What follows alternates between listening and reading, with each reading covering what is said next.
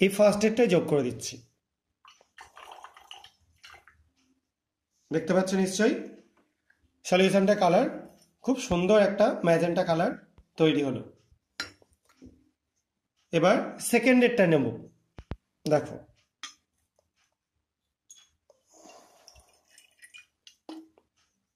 দেখো milky white একটা colour তৈরি হলো, দেখতেই পাচ্ছ সবাই। এবার থার্ড এডটায় দেবো।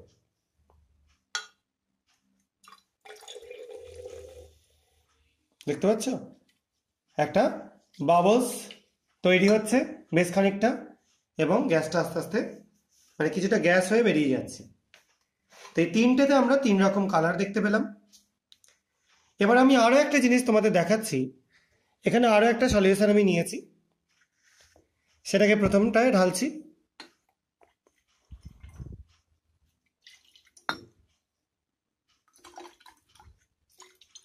দেখো কোনো পরিবর্তন ঘটলো না। দ্বিতীয়টায় ঢালছি, দেখতে পাচ্ছ বর্ণের পরিবর্তন ঘটছে,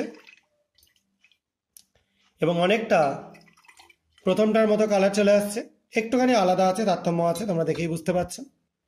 আর তৃতীয়টায় নিয়ে ঢালছি। দেখো এটাতেও কিন্তু বাবলস কেটে বেরিয়ে গেল জাস্ট।